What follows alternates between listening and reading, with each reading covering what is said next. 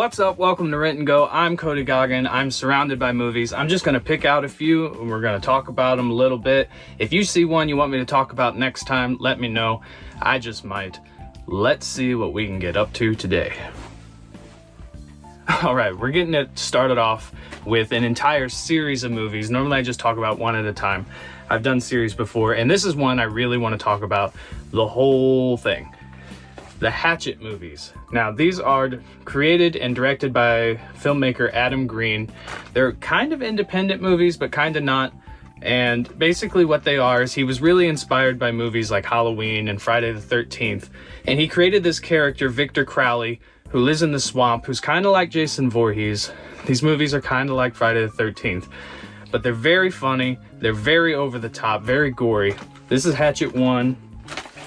Hatchet 2 actually has Danielle Harris, who was in some Halloween movies, and this is a great movie. That's kind of a thing about all of these, actually, because Robert Englund is in the first one, and of course, Victor Crowley is played by none other than Kane Hodder, who has played Jason Voorhees in Friday the 13th more times than any other actor.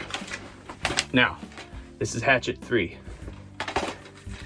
What's really cool about Hatchet 4, otherwise known as Victor Crowley, or I guess just known as Victor Crowley and not Hatchet 4. This movie, nobody knew it was coming, and Adam Green had went through a kind of an emotional period in his life, and inspired by Night of the Living Dead's George Romero, after appearing together on a comic book panel, he decided to bring back Hatchet for the fans. So at a convention to celebrate the first Hatchet movie, people thought they were going to be watching the first Hatchet movie. And he surprised them with Victor Crowley. It hadn't been announced. They'd made the whole thing and put it out just then without anybody knowing it was coming. And that's really cool for the fans. This is a really good documentary about Elvis. It's called The Searcher. It was made by HBO. It's kind of long, but it really goes in depth and paints Elvis in a light you don't normally see him. It talks about the period of time when he was making a lot of movies. He'd just gotten back from being in the Army, I believe. And Colonel Tom Parker was kind of putting him in all these movies that weren't exactly what he wanted to do. And he was releasing a lot of music that wasn't exactly what he wanted to be singing. And so it talks about the 68 comeback special when Elvis came back, you know, in the leather and doing the rock and roll, and kind of that first little bit of touring after that where he was sort of being more adamant of doing things his way before Colonel Tom kind of got back in control. And then we got, Vegas Elvis and late period Elvis and, his untimely death. But this documentary really goes into the artist of Elvis Presley and his creativity, his passions, and his drive. And I highly recommend it if you like Elvis, and I highly recommend it if you love rock and roll. Here's an interesting one. This is an old sci-fi movie called The Day the Earth Stood Still. With the big robot. I believe his name is Klaatu. There's something interesting about that. Not only did this movie inspire decades of future sci-fi movies, but you'll find this robot on, I want to say, Ringo Starr, one of Ringo's albums. Maybe it was George Harrison. I can't remember. Somebody will fact check me on that, hopefully.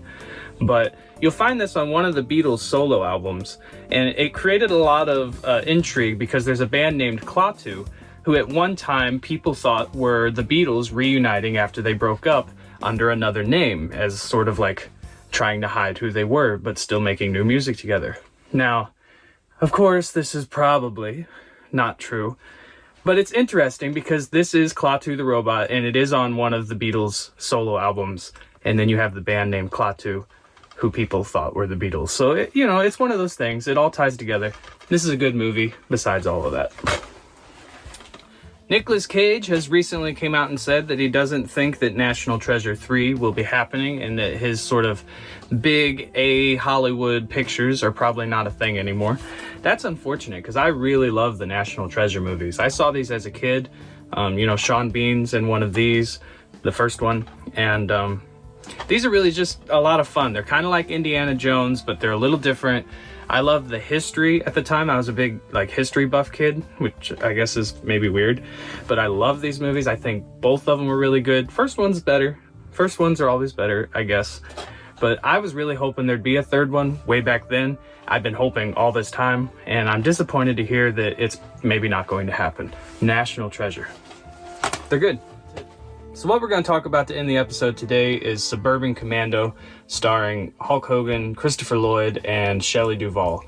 This is a really funny movie, and it's almost funny in that it's so bad that it's funny. I mean, it is funny in that way. This is not great cinema, but I saw this as a kid because I was a huge wrestling fan and a huge Hulk Hogan fan, and this is one of the sillier sci-fi action family comedies. There's just a lot going on here.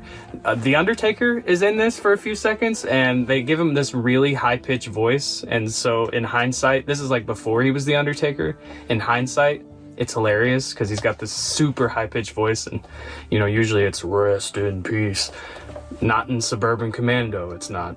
So this is really funny. Check that out if you've never seen it. Until next time, this is Rent and Go. I'm Cody Goggin. If you could, leave a like and a comment on the video and hit subscribe if you're watching this on YouTube. I appreciate it very much. I'll see you next time.